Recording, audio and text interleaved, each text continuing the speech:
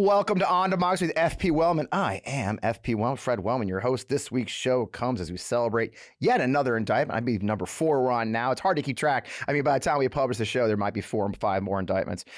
This time, Don brought him along about 18 of his friends for a criminal conspiracy. We'll talk about what that means and what the polls mean later in the show. But I really want to get to our guest. You know, if you follow our show or watch my hot takes on MeidasTouch, you know I've been saying that we are winning. But we also have to do the hard work to go all the way and defeat this real anti-democratic movement we face. This week, I'm thrilled to have a young man, a soldier in this fight who has waded into the fight and keeps finding new ways to take the movement forward. So we're going to talk about Gen Z, activism, gun control, and, the political landscape we face today. So I'm not going to waste any time. Let's get right to it.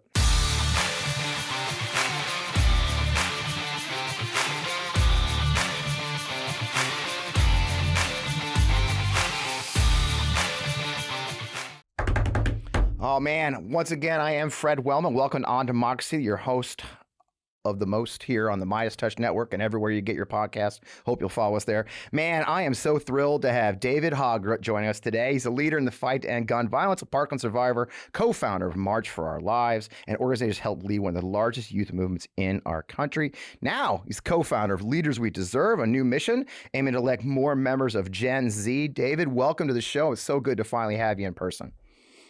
Thanks for having me, Fred. I'm truly honored. I think we've been harassing each other on Twitter for a while since not long after Parkland. It's funny. I tell the story often. After you guys, I think you guys went on Ellen DeGeneres and some of those right-wing nut jobs who you just love you. We're harassing you. And I pointed out my own experience with loss, and it got crazy for a minute there. And here we are, all these years later, 5 years later. So it's been a joy watching you and the work you've put in. I mean, you are a lightning rod for these guys. And look, I'm not going to blow smoke up you, but I do. It's you've handled it really well. And I've been in that battle a few times myself as an old Lincoln Project guy, and it ain't easy, and it takes a chunk of you. So it's impressive that you've managed to stay in the fight. So you got a new fight. It's new pack launched. That's never easy. I've launched a couple of packs. I've ran a couple of packs. Everybody thinks it's going to be super easy. Like, hey, I'm famous. How hard can it be? So you got some great press. You built a powerful set of supporters. Let's start. How is it going? Tell me more about Leaders We Deserve. Yeah, it's gone really great. We've had a phenomenal launch week. We've raised well over $100,000. Nice. And I think we're on track to raise several $100,000 more before the end of the quarter. The thing that's most exciting about that to me is how much of it is just grassroots supporters from around the country. Last I checked, we have donors from pretty much every state. And it's super exciting. We have a lot of monthly supporters as well that are invested in us in the long term that really help make the difference, because we need to get to work before election season. For those of you that don't know, Leaders We Deserve is an organization that I started with Kevin Latta, Maxwell Frost's campaign manager. Maxwell is the first Gen Z member of Congress. Yeah. And the way that this kind of came about is when I was working in March for Our Lives, Maxwell became our first national organizing director. So he was working on the ground with the organization. And, one of his first events that he was organizing with March for Our Lives was after we'd won the Virginia state legislature and the governor's race. We had, all 3 of the state House and Senate and the governor, and it enabled us to pass gun laws, and the gun violence prevention groups on the ground in Virginia that had been working on it for decades, people like Lori Haas and many others after Virginia Tech had been working on this. And, we had a bunch of students as March for Our Lives that wanted to go up to Virginia to their state capital in Virginia to demand change. As they were doing that, though, a lot of our students, mind you, most of whom were high schoolers or just starting college, actually started getting a lot of death threats from armed counter protesters that were threatening to kill them if they showed up to practice their First Amendment rights of, lobbying government and asking, making their voice heard. And of course, a lot of our students were not able to show up originally because their parents weren't going to be okay with them having somebody like a 17 or 16-year-old threatened to be killed by some armed group. And obviously that's understandable. But what I said to Maxwell when he was talking about all this going down, as it was his first organizing event with March for Our Lives, I said, I know that this is really challenging, but I think what we should do is we should try to get a bunch of college students from around Virginia and like DC to show up in place of these students to go and lobby, knowing that, you know, they aren't as at risk as a younger person. Yeah. And what we can do is, instead of showing up that day, what if we went in and slept in one of the state legislators that I knew? What if you all slept on their floor the night before, got up that morning and lobbied before the Alex Joneses of the world and others showed up? And they're like, you're crazy. You know, they were like, that's cool, but that's never going to happen. And I said, okay. So we called up one of the state legislators who is, you know, personally affected by gun violence. Yeah. And it actually ended up working. And I wasn't there for it because I had been working so hard over the past 2 years at that point that I had to take a break mentally. Yeah. Because I had been just going at it constantly my gap year. But this was when Maxwell really stepped up into that leadership role. And from that, you know, they were by no means the only group there, but those young people, I think showing up despite the tens of thousands of armed counter protesters showing up outside, showing up and lobbying these state legislators and saying, you need to do this, is part of what enabled us to pass those gun laws for the, you know, some of the most gun laws in a decade or more in Virginia, you know, laws that will save lives, not just because those young people showed up, but I think in part of it, right, in the first place, because of course I want to give credit to the people that have been doing the work long before Parkland happened. Yeah. You know, doing the work in the Virginia state legislature after Virginia Tech to help end that. But that's when I got to know Maxwell. A couple of years later, Maxwell calls me up and he says, you know, I'm really interested in running for Congress. And I said, well, you know, you're 24, right? And you can't run. And he's like, actually, I'll be 25 by the time I'm elected. And I was like, well, I'm glad you figured that out. Did the math. And I said, you know, I don't support most people who run for office because I don't trust politicians, but I don't see you as a politician. I see you as a friend. Yeah. And I knew Maxwell would also need that support because he's not, you know, super well politically connected. Yeah. And he's not from a super wealthy family by any means. He's an adopted young person who's been leading the fight against gun violence since he was 15 years old after Sandy Hook, when he went to the first national vigil for gun violence prevention when he was 15. Wow. And he asked his parents for that. I think it was for Christmas or something, to be able to go up to DC for that. I helped Maxwell in his race. Every morning I was on his kitchen cabinet. Yep. And every Thursday morning at 9 a.m., I'd be in my dining hall on a Zoom call with my mask on during COVID, talking with his team. And I remember when we started out, they were like, okay, we have $5,000 in our bank account. There are probably going to be 10 other people in the race. And there ended up being 2 former members of Congress, the then current Congresswoman's pastor, and a really well-connected state legislator. And I said, I don't care. We're just going to keep going, right? Yep. So I ended up raising Maxwell $380,000 in his first 2 quarters from people around the country that, you know, supported him. I shouted him out a lot on social media. Yeah. And from that, he, you know, ended up winning. Yep. Despite being so young. He defeated 2 former members of Congress and won to become the first Gen Z elected person and the first member of March for Our Lives elected to Congress. After that, I know this is a long origin story, Fred. No. After that, good story. And Maxwell's done yeoman's work in Congress. I mean, that's the thing. It's one thing to get elected, but because of your the story you just told of activist background, that's why he's also effective, right? It's more than just one thing to get there. Look, let's be honest. There's 435 members of Congress. There's a whole lot of people out there just kind of wallpaper, right? I mean, on both sides. There's people who, just like you say, you don't trust them. They go up there. Their job is to kind of disappear, raise money for 2 years, get reelected every year. And Maxwell has gone a totally different direction. And that is the story you just told of being an activist at 15 and taking that to Congress. And we really need that. So you go on from there, you get him in office and start sparking an idea, I imagine, huh? Yeah. So I called up Kevin Latta, Maxwell's campaign manager, after his election. I said, you know, what we did with Maxwell is really special. In the same cycle, I actually raised Val Demings $850,000 as well for her race from people around the country to help defeat NRA puppet, to try to defeat NRA puppet Marco Rubio. And unfortunately that didn't succeed, but we did elect Maxwell. And I think the important precedent that we set there is, you know, I was 22 years old when I did that. Yeah. The fact that a 22-year-old could raise almost $1 million because an opponent took $3 million from the NRA says a lot. Yeah. And I think that that's still really important and significant.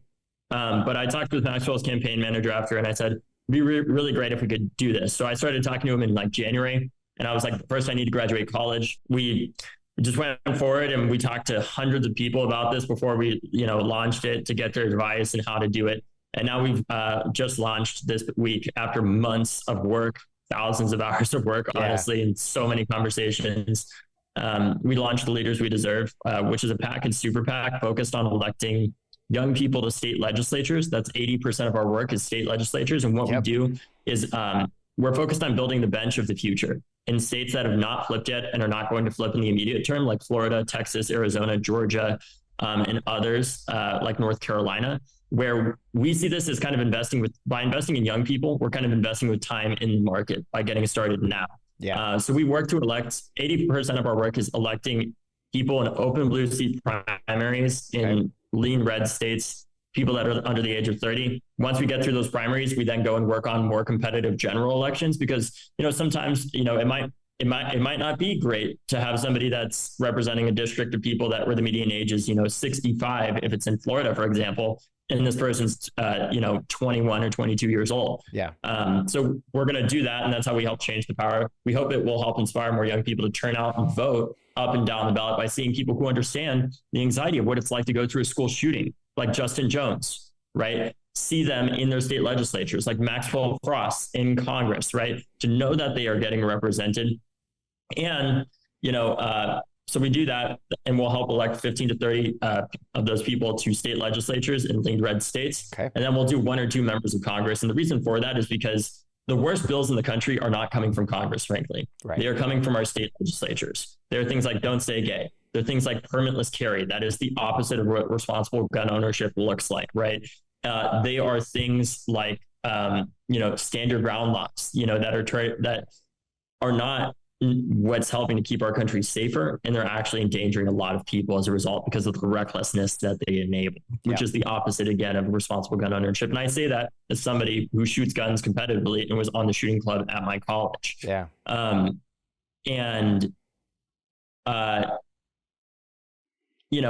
think if we can help give those young people a voice in their state legislatures, if we can show them that there are people that understand them and hear them, it can help turn out young people to vote. It can inspire them to run for office in their state legislatures where they really can make a difference because there isn't the filibuster to deal with there.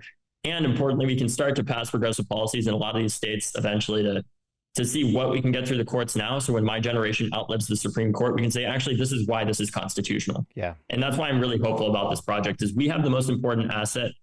Young people in our country have the 2 most important assets that you can have in politics that cannot be bought, which is the audacity to hope and know that our political system is broken, but it is not unfixable, and time. And the fact that we're going to outlive a lot of the people who are against us right now. The question is, what are we going to do about that legacy? And that's what Leaders We Deserve is here to do. So, I like it. And I think it's a noble mission. We talk a lot. I had David Pepper on the show the other day. Of course, he's a colleague. I was on. He's great. He's terrific. I actually work with Forgotten Democrats, which is the national version of Blue Ohio and Blue Missouri, which is focused on electing Democrats in those forgotten places, the hard red states where I think we talk about quite a bit in Forgotten Democrats that 23 Republicans ran unopposed last cycle, which is insane to include Paul Gosar and Debbie Lesko in Arizona. Another 126 Republicans didn't even have candidates, opponents that could raise $200,000. And so you talk about the numbers you're able to raise for Maxwell. Think about that. The average raise for 126 races was just $71,000. And that's, you can't even put up a fight. So it's really, I love seeing a new partner join the fight at this important level, at the state legislature level and Congress too. And so what does that look like? I mean, what are the kind of things you're going to do? Vetting candidates, looking for recruiting. I mean, I've seen your list, recruitment, day-to-day support, as you envision this, you got a small team and you're just starting out. So I'm not going to hold you to anything like, but what's your ambition as far as how you'll help some of these young men and women run for office? Yeah, well, I think part of what we're trying to do is, one, there are a lot of people who come to us that have not publicly announced yet that they're going to run, right? Have said that they're interested in running. Right. So, we want to be as strategic with our resources as we can and go after the lowest hanging fruit. There are young people that are really passionate and committed to creating change and represent the values of our generation. that are running for state legislature in places like Texas and Florida and others, we're going to work to support those young people, because we want to be as strategic as we can, and not make things harder on ourselves than they need to be. Yeah. Part of what we're also going to be doing too is we work very closely with groups like Run for Something and Emily's List, who we talk pretty extensively with, that do amazing work. And quite honestly, Fred, have been like the best partners one could ever ask for, like in this work. They've been so amazing in terms of the advice that they've given us, and the resources that they've offered to us to, just help us become the best organization that we can be. Yeah. And a lot of what they do is, the candidate training side of things. So luckily we don't need to like reinvent the wheel, right? I think part of what we can do is work with those groups to say, we have these amazing candidates and they're going to help. What we work on specifically though, is for those candidates that have been trained or have been in elected office before and know how to run, is helping give them the right advice that they need early on to get started, like saying, how to be strategic about which endorsements you take or which ones, you don't, and understanding like how to do that, because in a lot of these races, it can, every district is different. And for these young people, it's like drinking from a fire hose when they're running. We'll also help on getting them the right staffing to make sure that they have like good campaign managers, good staff, because a lot of these state legislative races are not like a congressional where there's a ton of people, but with the funding and support that we want to come in with, like we really want to plug them in and support them. And part of what that looks like is obviously like as a PAC, we'll be helping support these candidates financially. We'll also have a super PAC as well that helps to spend like on the independent expenditure side too, in different ways, and coming in, later on in those campaigns to support them as they start to get closer to the finish line. And with that too, just plugging them, giving them a bigger platform. I think that's part of what I'm trying to do as well, with my, following on Twitter and everything, to try to uplift these candidates so that people know it's, the gun violence prevention movement is much bigger than just Maxwell Frost, David Hogg, Justin Jones, Emma Gonzalez and others.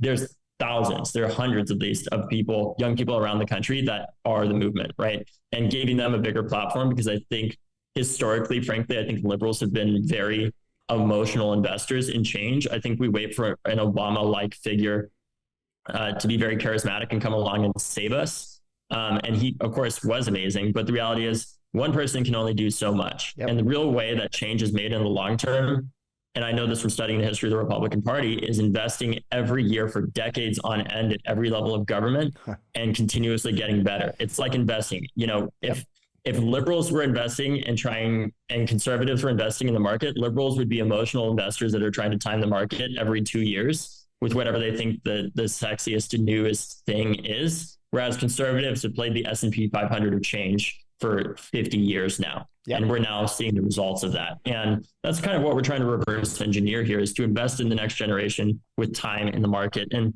the important thing too that we need for that, Fred, is like we got to get started early, way before election season, to recruit, help find these candidates, call them up and ask them to run if they aren't already. But also to support their campaigns early on. The reason why Emily's List is called Emily's List is because it's an acronym.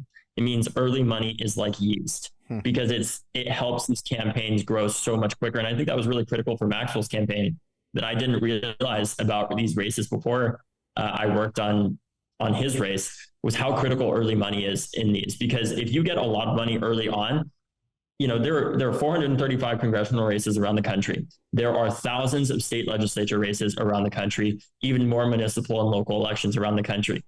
Organizations cannot poll each one of those races and say, how much is this candidate like by this person or whatever. What they look at is how much they've raised. And for young people, a major obstacle that they have, frankly, is not having the funding network that they need to be able to succeed. But I think that's really important. And it's not to say we should just elect somebody because they're young. It's because they are first qualified and have the experience that we need represented in office in the first place. And the fact that they are young is really helpful in that. If we look at a president like President Biden, who was elected when he was first 29 years old, the reason why he's become so effective is because he's been around forever and he knows everyone. He knows how to make things happen. I love that. I'm gonna pause you right there. I want to pause you real quick. Let some sponsors in, because I want to pick that thread right back up.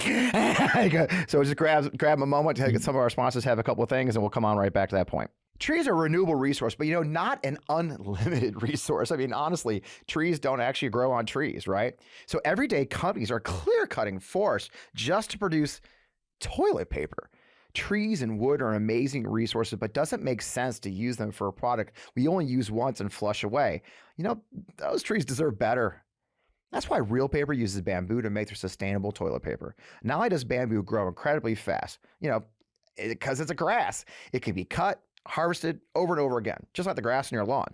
So when you use Real, it doesn't feel like you're sacrificing trees or, look, I'm a tree hugger. I admit it freely. If you guys follow me, I hike every day. I'm out in the woods. And to know we're cutting down these beautiful trees for toilet paper, it just doesn't make sense. So Real, in a lot of ways, feels like an upgrade to me for my heart. It's always shipped free to my door. It's plastic-free shipping packaging. Again, it can schedule it. I can schedule it right on the line. Subscription goes to exactly where I need it, when I need it. I never have to worry about forgetting to buy anything at the store. Real is partnered with One Tree Planted. So with every box of Real that you buy, they're funding like reforestation efforts. And if you've ever hiked in one of those places where they're putting new trees in, it's beautiful to see. And it needs money. So unlike other TP that cuts down trees, Real is actively helping organizations to replant our forest and to grow our trees back. So look, Real Paper is available in easy, hassle-free subscriptions for an online purchase or a one-time purchase on their website. All orders are conveniently delivered to your doorstep with free shipping, 100% recyclable, plastic-free packaging. So if you head to Real Paper, I want you to go to realpaper.com/Fred. You sign up for subscription using my code Fred. You're going to get 30% off your first order and free shipping. So that's Real Paper, RealPaper.com/Fred, or enter promo code Fred to get that 30% off your first order and free shipping. So let's make a change for good this year, right? Switch to Real Paper. Real is paper for the planet, and we're thrilled to have them a sponsor for this show. Nowadays, when I drink alcohol, I don't bounce back the next day like I used to. So a lot of the time, I'll be the only person in the group not drinking, or I just end up skipping plans with friends altogether. That is until I discovered ZBiotics. Now, ZBiotics Pre-Alcohol Probiotic is the world's first genetically engineered probiotic. It was invented by PhD scientists to tackle rough mornings after drinking. So here's how it works. When you drink, alcohol gets converted into a toxic byproduct in the gut. It's this byproduct, not dehydration, that's to blame for your rough next day. ZBiotics produces an enzyme to break this byproduct down. It's designed to work like your liver, but in your gut where you need it most. Now, just remember to drink ZBiotics before drinking alcohol, drink responsibly, and then get a good night's sleep to feel your best tomorrow. The first time I tried ZBiotics was I was heading out to a night out and a great concert all night long. As instructed, I drank a bottle of ZBiotics before any alcohol, and I was amazed at how good I felt the next day. Every time I have a ZBiotics before drinking, it makes such a difference the next day. I mean, even after drinks the night before, I know I'll be able to get back to my daily routine. Like you guys know about my 3-mile daily walk or, just hitting my garden with ease. Give ZBiotics a try for yourself. Go to zbiotics.com/Fred to get 15% off your first order when you use code FRED at checkout. ZBiotics is back with a 100% money back guarantee. So if you're not satisfied for any reason, they'll refund your money. No questions asked. Remember, it's simple. Just head to zbiotics.com/Fred. Use the code FRED at checkout for 15% off. And I got to say, thank you, ZBiotics, for sponsoring our great episode. Okay, back at you. I love that point. And you said something so key as we broke, as I interrupt you, is you're right. And people forget that everybody talks about where Biden is at 80, but where he started was 29. And the reason he understands Washington, understands politics, is because a lifetime of experience and real experience like your guys. And so, we had a lady on the show the other day, a wonderful elected official named Crystal Quaid, who is the minority House leader here in Missouri. She got into office in her early 30s, and only her second year in office decided to be run for minority floor leader of that because there are term limits here in Missouri. So here she is, essentially a kid, is running the party and has done a brilliant job. And now she's running for governor, not yet 40. So I think you're dead on, and you're right. But I guess the question then becomes: so you've got an activist generation that you're tapping into. You've got young people who are tapping into that. Is that what's driving you to find these candidates? Is that what's driving them into office at this point? I mean, your group, your generation is super activist. What drives all that, you think?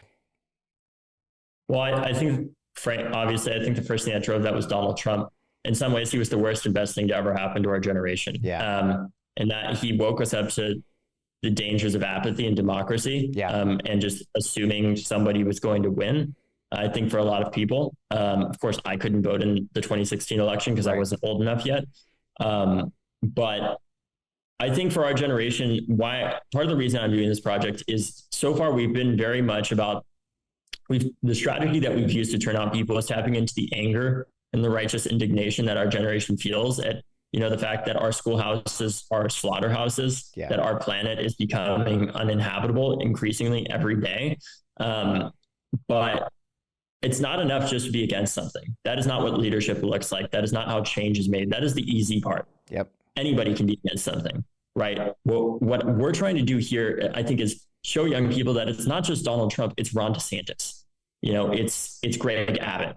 It's these insane right-wing, far-right leaders that are have been enabled by a corrupt political system where, frankly, it's increasingly looking less and less like a democracy because of things like gerrymandering, where we have a system.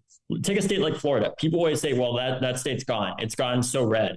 But the reality is Florida continuously passes progressive ballot measures. We've passed a $15 minimum wage. And these have to be passed not by like 50%. From what I could recall, it's like 60% that they have to be passed by. So our state voted for that. Our state also voted to give people their right to vote back that had been formerly incarcerated from nonviolent convictions, right? We've also done all these other things. But what happens every time is the state legislature, after those ballot initiatives are passed, are like, we don't care, actually, and we're just going to invalidate them. So what happens over and over is our state is a progressive state. Progressives have been gerrymandered out of power. Right. I think that is the single biggest problem. What happened in 2010 is Obama had been elected in 2008. And then in 2010, there was a massive red wave that happened during a census year that enabled them to gerrymander their way to power that lasts to this day.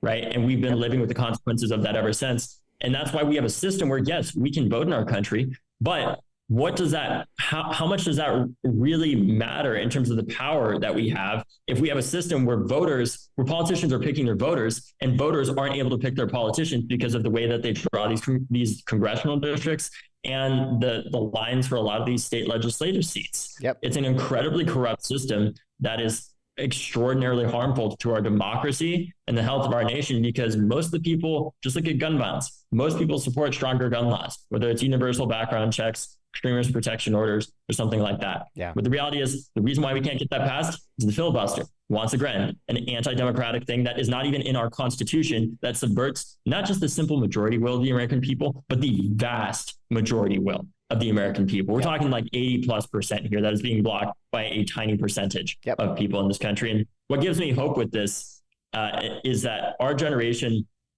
is changing from being against something to being for something. And just, last year around this time, we passed the Inflation Reduction Act, the largest climate spending in American history, right? We passed the Bipartisan Safer Communities Act, the first gun law in 30 years. We passed hundreds of gun laws at the state level as well. We are increasingly for something, and young people have continued turning out at the highest rates in American history. And it's not just 50-50, right? We could have 100% use. This is one thing that always bothers me is, people always say, well, young people just need to vote more, but it's not that simple.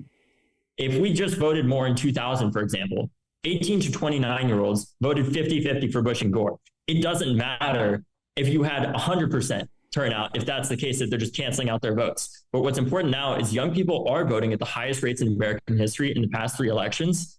And they're not just voting 50-50.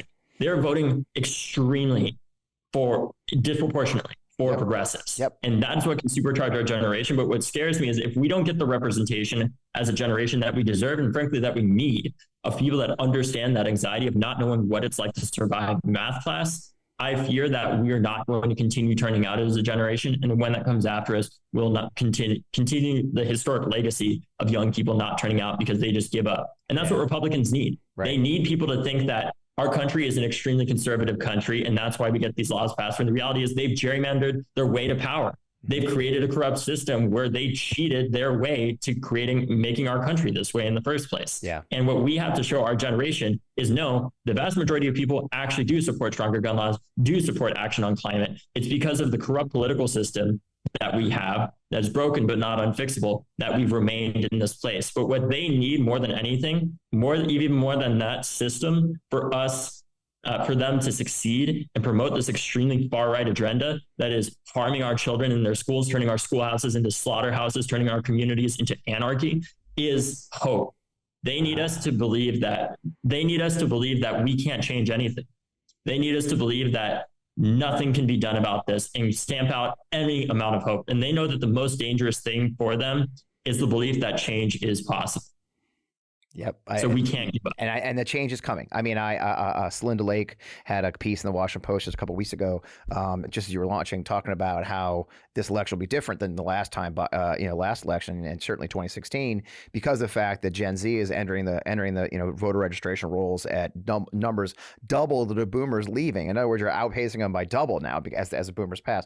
And another thing she did, I was sitting in a meeting the other day with the polls. Nationally, Gen Z voters are extremely educated, more likely to be women, and more likely to identify as people of color.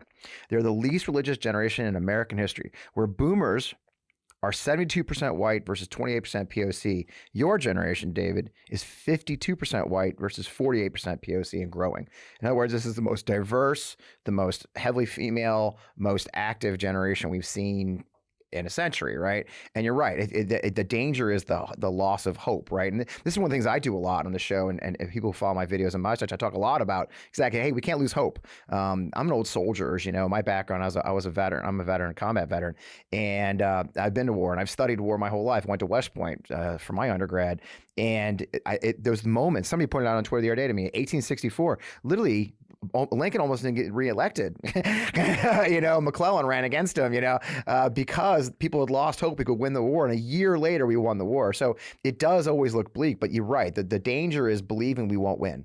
The danger is not seeing people like you and others who are able of stepping up. And then, frankly, succeeding when they do, which is why I think I circle back to what we talked about earlier with Maxwell, not just getting elected. I think you're right. It's not just being elected. It's not just electing a person of the generation. It's also electing somebody who's going to do something when they get there, right? It's not enough to get you there, but if you don't do something when you're there, and that goes, so I'm gratified to hear you say, yeah, it's not enough just to be young. I was involved in an organization that they believed, and I won't name them, they believed that all we had to do was elect veterans, and veterans being in Congress would cause bipartisanship, because that's how it used to be in the old day. They literally believed, because in the 70s and 60s, all these World War II veterans all worked together, like Tip O'Neill and others, that would happen magically again if we put veterans back in Congress. And what they found out instead was Dan Crenshaw's, Eli Lake.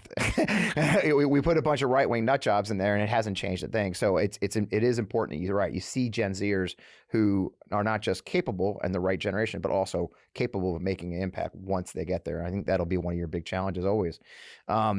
It's been 5 years since the violence at Parkland. It propelled you on the national stage at a young age. You've been in the spotlight since. You keep diving back in.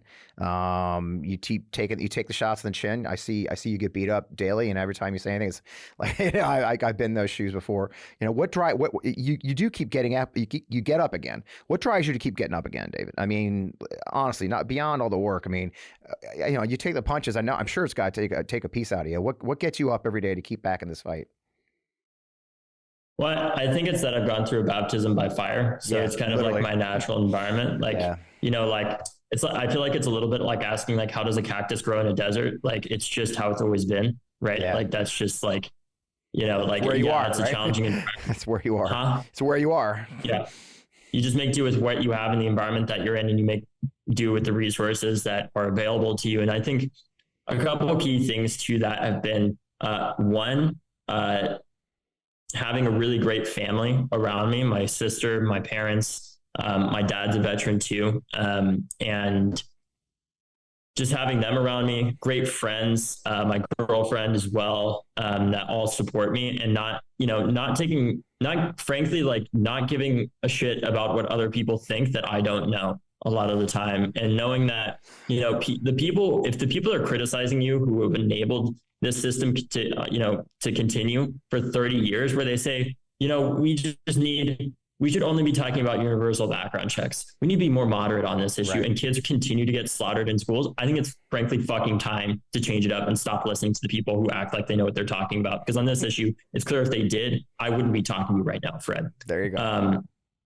And I don't mean to be that disrespectful. There are great veterans of the gun violence prevention movement, but I'm talking about like political leaders that think that we need to be moderate on this issue. Nobody is voting for a Democrat because they want their AR-15 to be protected, frankly. Yep. It's not happening. Right. But that's also not to say we're not coming to take your guns or any, there's this whole conspiracy out there.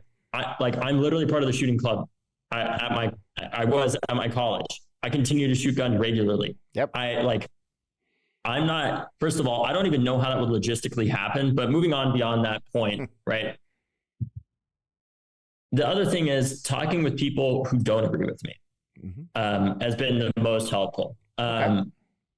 I get a lot of horrible messages, as you can imagine, my DMs on Twitter back when like people could message me who weren't verified because Twitter changed that. Yeah. But just horrible messages. And I actually started, I started responding to them, and I just started saying like, you might have just called me, an expletive that's so bad or some insult that I can't even repeat it on here. But I can respect that you don't agree with me, but I can't accept the fact that, neither of us wants gun violence to continue, and, that we can't find anything to agree on. And then, they try to continue to argue with me. And, sometimes they try to debate me, and I say, okay, is there literally anything I could tell you that would change your mind? And most of the time they say no. And I'm like, okay, well, it's not worth wasting my time trying to debate you, because I don't think that's productive in the first place. I think we spent 30 years debating this issue, and that's what's gotten us here. Right. And instead, how about we focus on what we can agree on? And then, I talk about there's this binary concept that the media has a lot of the time that you're either for only stronger gun laws, or you're only for talking about like addressing mental health or why somebody pulls the trigger. Right. And I think the mental health aspect is an important one to address, with caveat that like people who are mentally ill are far more likely to be a danger to themselves or to others. Yep. Two-thirds, Fred, of gun deaths are suicides. Yep. Of predominantly older white men with easy access to guns in rural and suburban parts of the United States. Yep. Number one killer of veterans is gun suicide. And I think we need to fund more mental health programs to help stop that, more educational programs for gun owners, so that they know, if they have a friend that's gone through a really bad breakup or lost their job or a divorce, they can talk to them and say, hey, like, I know you're having a really hard time. Like, would you like me to babysit your gun for a while? Yep. Just so that they don't have that easy access a lot of the time. And obviously that's a tough conversation to have, but it's better than giving a eulogy. Yep. And, I've seen that with different people, that I know that own guns that have done that before. Yep. And I think it's important to normalize that in a lot of like the gun culture, that like, it doesn't have to be the state that's like talking about it that much. It can be other gun owners that are looking out for each other and taking care of each other. Right. Friends and family. And anyways, so I talk to them about that, and I say, well, what about funding more mental health programs for the 2/3 against gun deaths or suicide? And they're like, yeah, I agree with that. I was like, cool, but you agree with me. And then we find some other common ground. Like, do you think somebody who threatens to shoot up a high school multiple times with an AR-15, like the shooter of my high school is a 19-year-old that threatened to shoot at my school multiple times, should be able to legally own that gun? And they say no. I said, well, great. Then you agree with me, because we want to pass laws that would enable that person to be disarmed with a court order and a right to due process, right? Somebody who threatens to shoot up a high school, I'm sorry, I don't care how Second Amendment you are. If you threaten to shoot up a high school, you should not be able to have a fucking gun. Doesn't seem hard to me. Seems common sense. And it's funny how when you say it that way, you say, well, they've made threats. They want to kill people. We should probably secure their guns. Oh, yeah, I agree. You say, okay, good. Red flag law. What? No, I'm against red flag law. No, you're not. and it is that's the challenge, right? A lot of times it's the communications. We have to communicate better sometimes, right? Our opponents have gotten very good at making words bad. CRT, right? Red flag, gun. I think that's a place. Oh, before I go further, so let's do one more sponsor break, and I want to pick this conversation back up on your side. I don't know if you're like me, but the pain of trying to find what to wear is killing me. Most clothes are uncomfortable, never the actual size that I really am, and not to mention how much time is wasted for me trying to find a good outfit. So when you do have a good fit, you can only wear it for a few hours before you have to go to a meeting or a dinner date and you have to change. Everyone wants to dress their best and look good at all times because, frankly, it's a confidence booster. Men are no different. Men's closets are due for a radical reinvention, and Rhone stepped up to the challenge. Rhone's commuter collection is the most comfortable, breathable, and flexible set of products known to man, and here's why. Rhone helps you get ready for any occasion, from work to hang out at a local brewery. Their collection offers the world's most comfortable pants, dress shirts, quarter zips, and polos. You never have to worry about what to wear when you have the Rhone Commuter Collection. Now, Rhone's comfortable four-way stretch fabric provides breathability and flexibility that leaves you free to enjoy what life throws your way from your commute to work or, walking to the box seats of the Cardinals game. With Gold Fusion anti-odor technology, it'll smelling fresh, clean all day long. On top of that, Rhone is 100% machine washable. Because I don't know about y'all, I live alone. I got to wash my own darn clothes. So you can ditch going to the dry cleaner. I love the Rhone Commuter Collection for my lifestyle and fashion choice. Now, look, I'm on the move a lot, whether it's jumping from meeting to meeting or heading to meet friends or, catching a flight to go somewhere like I am this week. The Rhone Commuter Collection has never let me down. Even after I wear it all day, I feel super fresh because of that Gold Fusion anti-odor technology. So the Commuter Collection can get you through any working day straight into whatever comes next. Now, here's what I want you to do. Head to Rhone.com/Fred. Use promo code FRED to save 20% off your entire order. That's 20% off your entire order when you head to RHONE.com/Fred. And use that code FRED. It's time to find your, when you check out. It's time to find your corner offers comfort, and Rhone offers the best. Do you know your temperature at night can have one of the greatest impacts on your sleep quality? If you wake up too hot or too cold like I do often, I really recommend you try out Miracle Made sheets. Inspired by NASA, Miracle Made uses silver-infused fabrics and makes temperature-regulating bedding so you can sleep the perfect temperature all night long. Now, that silver-infused fabric means that Miracle Made sheets are thermoregulating and designed to keep you at the perfect temperature all night long, so you get a better night's sleep. And I can tell you honestly, I have. Now, the silver fusion technology also adds an extra benefit. It means the sheets prevent up to 99.7% of bacterial growth, leaving them cleaner and fresher 3 times longer than normal sheets. There's no more gross odors from your sheets. You don't have to worry about any problems with bacteria. They just last longer. Now, I've been sleeping with these sheets, and they're seriously comfortable without the high price tag of other luxury brands, and they feel as nice, if not nicer, than the bed sheets used by some 5-star hotels. Stop sleeping on bacteria. Bacteria clogs your pores, causes breakouts and acne, a whole bunch of problems. Sleep better, sleep clean with Miracle. Now, go try miracle.com/Fred. That's go to trymiracle.com/Fred to try Miracle Made sheets today. And whether you're buying them for yourself or as a gift for a loved one, if you order today, you can save over 40%. And if you use that promo code FRED at checkout, you'll get 3 free towels and save an extra 20%. So Miracle Made is so confident in their product, it's backed with a 30-day money-back guarantee. So if you aren't 100% satisfied, you'll get a full refund. Now, upgrade your sleep with Miracle Made. Go to trymiracle.com/Fred and use the code FRED to claim your free 3-piece towel set and save over 40%. Again, that's trymiracle.com/Fred. Treat yourself. I love the products. I've been using them myself and sleeping like a baby. As you know, I have a big family, and that means there's usually a lot of garbage left over by the end of the week. And frankly, I used to feel really guilty about it, but then I got a Lomi. Now that I have a Lomi, it's changed the way I think about my food waste. Lomi transforms my garbage into gold at the push of a button.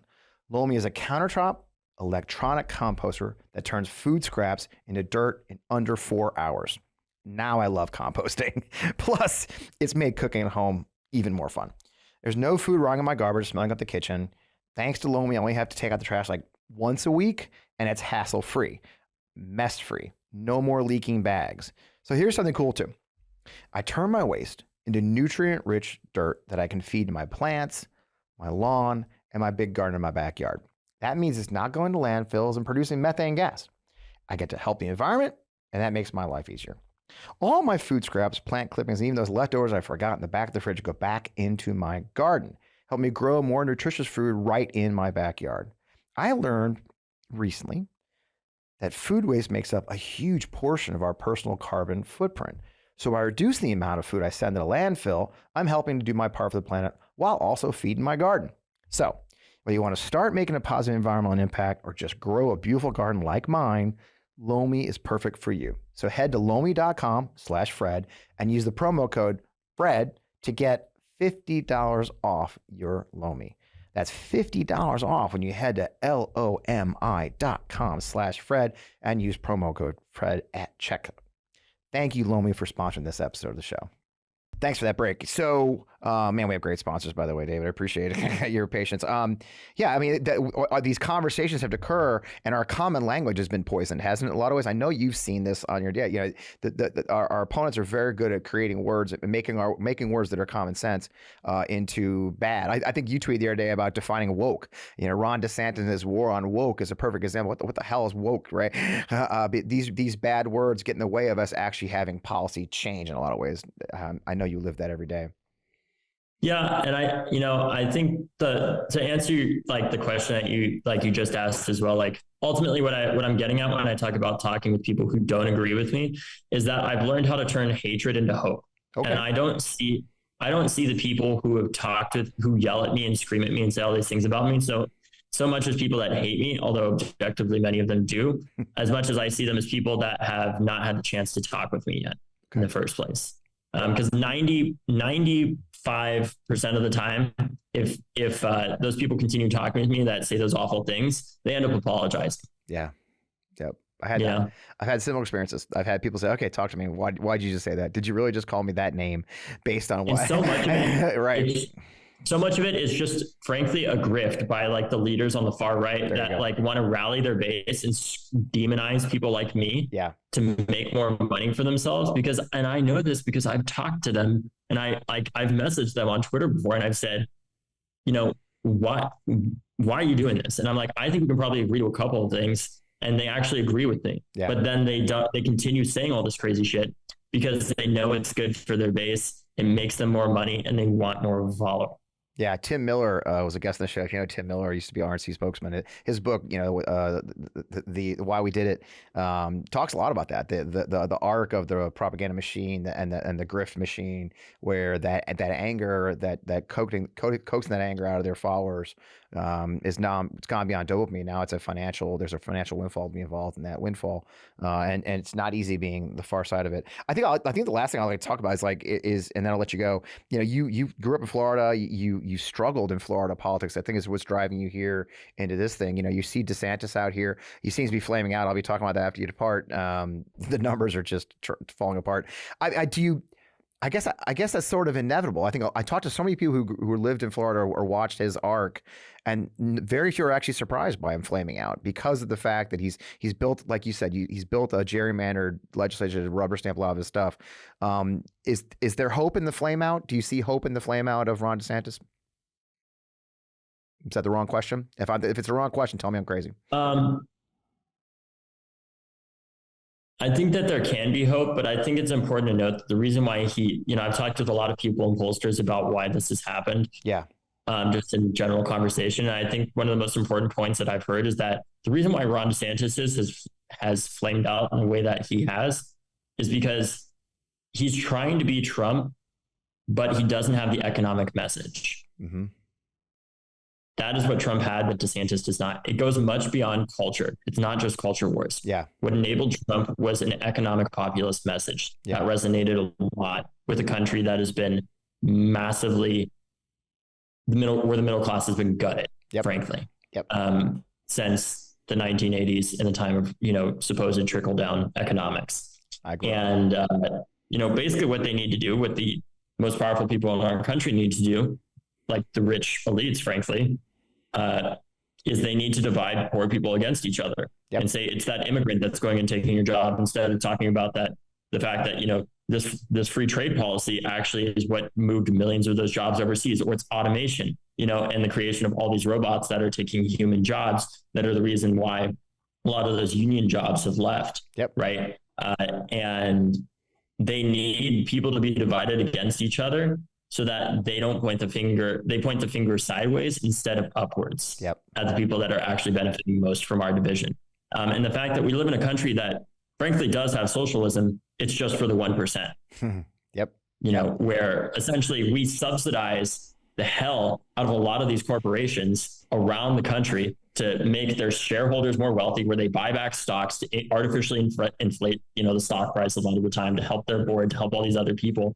And what happens is when they do risky things like the subprime mortgage crisis, all of a sudden we, as the taxpayers, have to come and fucking save them from a system that they destroyed and continuously benefit from, but face none of the consequences of. in the first place. Yep. And I think that is part of the reason why we're seeing this constant emphasis on fucking, sorry for my cussing, but like, no problem. Cultural wars. Yeah. Like right. State Farm, I think it was, and these other insurers just pulled out of Florida right before hurricane season started, right? Frankly, we shouldn't be talking about something that kids aren't learning in their schools when we should be talking about the fact that their homes could be destroyed and not be able to be rebuilt because they don't have home insurance. Yeah, do you already see in Maui the threat of climate change? And in Maui, where the fires occurred, it's only been less than a week since the fire. And you know what the big story come out is? Developers are coming in trying to buy the burned down properties already. People haven't even gotten access to their houses yet. And there's already corporate developers in trying to buy up freaking whole swaths of the property, and people like and I guess we'll circle back. It's a great place to circle back to finish on this and yada, yada, yada. Here you are, right? Your generation has watched this. Your generation has gone. I had Chris Titus, the comedian, on a couple of weeks ago, or a couple of months now. And I had him on because he does a whole bit on, you should watch this, go to his website. Titus has a whole bit about how he stopped beating up on Gen Z and millennials being the trophy generation because you guys have gotten absolutely fucked.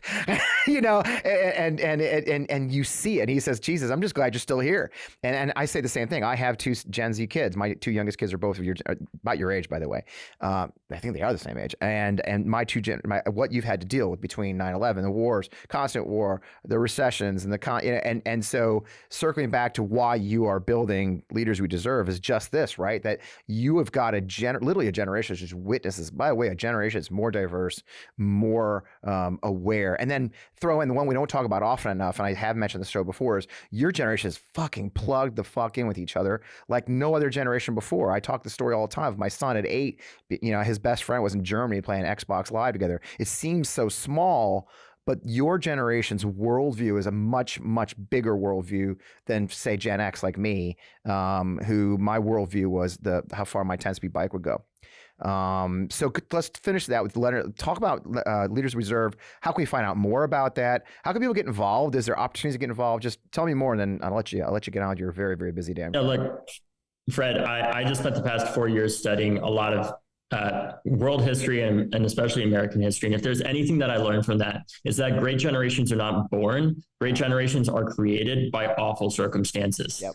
And just as an example, the greatest generation, when they were growing up, were said to be some of the dumbest people ever. It would be said like all they want to do is read comic books all day and just sit around and like read books, and nobody really talks to each other anymore. And these people are so dumb, our entire country is screwed. And they went on to defeat the Third Reich and Imperial Japan and save the world from fascism, right? And it wasn't just America, obviously. It was all of our international partners, the Russians, a lot of people in Europe, obviously, across the world that were part of that effort during World War II. But that generation did that because horrible moments, they find incredible leaders and they forge them. Yep. And that's why I have faith in our generation, because we have grown up during school shooter drills. We've grown up thinking about climate change. We've grown up thinking about mass incarceration. The fact that, we live in a country where not everybody is treated equally by the law. And there's very few people in our generation who actually believe that in the first place, because we know it not to be true, because we've seen it on our phones, from the murder of George Floyd to so many others, right?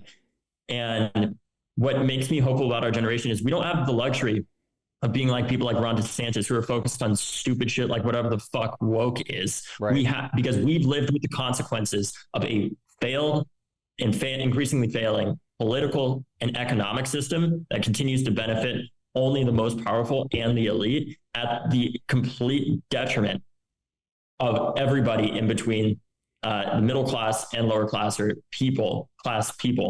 And our generation we don't have the luxury to focus on bullshit distractions, frankly, because we're dying of the consequences of the real things we need to focus on, like climate change, like gun violence, mass incarceration, and so many other things as well, including fighting these abortion bans as well. That is why I have faith in our generation, because even if right now we don't have all the leaders that we need, we're going to have the leaders that we deserve, because our entire lives, we grew up in school alongside our ADCs, learning the mantra of run, hide, fight to survive a school shooting. And it's time for our generation to repurpose that. We need to start running for office, and we need to stop hiding from the responsibility that we have to create a more perfect union for future generations, where schoolhouses are schoolhouses and not slaughterhouses, where students are students and not forced student activists because their classmates died in a school shooting, where they can just be students in the first place. And we need to start fighting for a future where politicians do their damn job and kids can just be kids. Yep. In the first place. Well, and that's why we're doing this with Leaders We Deserve. And if people want to support that work, we really need it monthly. So I'd ask everybody that's out there that can to donate $10 a month at leaderswedeserve.com. It really makes a difference. Every day, actually, I try to call up some of our small dollar donors. And just yesterday, I called up one who's a veteran from Florida that donates $3 a month. Just call him and thank him. And the reason why he said he gave, he's a grandfather. He said, he believes in our generation to help create the mess that a lot of people in his generation made. But what I said too is, we've also had great leaders in previous generations and we're working with them.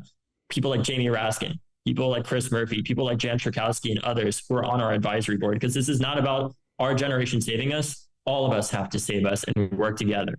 And I'm proud to say that young people are obviously providing a lot of inspiration for that. But we need to take that inspiration and spread it to all generations and show them what Gen Z already knows, which is that change is possible. And we need to remind older generations that it still is, even if it hurts to get out of bed in the morning. Right. A little more than when they were younger. And if people want to support that, they can go to leaderswedeserve.com. Thanks for having me. I love it. What a great place. Man, I enjoy talking. It's been way too long until we finally got this opportunity, and I hope it's not as long next time. And I love the mission you're doing. There's place for all of us. I love that this is a mission that augments a lot of other people. Part of my frustration on the Democratic side is that we don't do coalitions well. And so I'm thrilled to have another fighter in the battle with us. So good luck to you, man. I really appreciate your time. Thank you. Yeah. Thanks.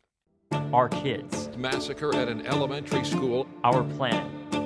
Wildfire threatening homes and lives. Our freedoms. New laws banning abortion. Our democracy. Thousands storming the Capitol. Are all under attack.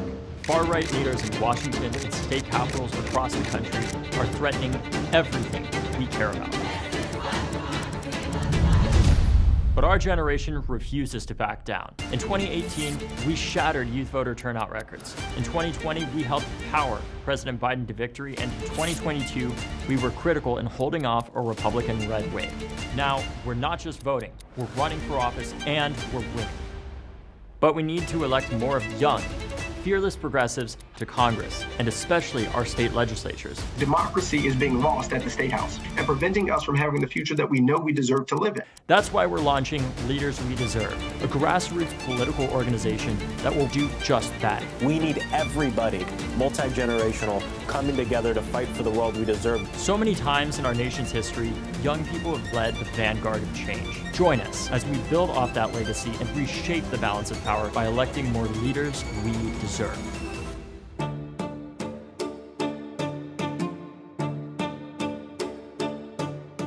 Man, what a great conversation. David is passionate. He is good at what he does, and I hope you'll support them. LeadersWeDeserve.com. I'm very excited to learn more about what they're doing. A lot of these groups start up. It's hard, but you can see why I have hope for this group. They've built a great team. They have a great set of advisors who are going to help them get there. So check it out.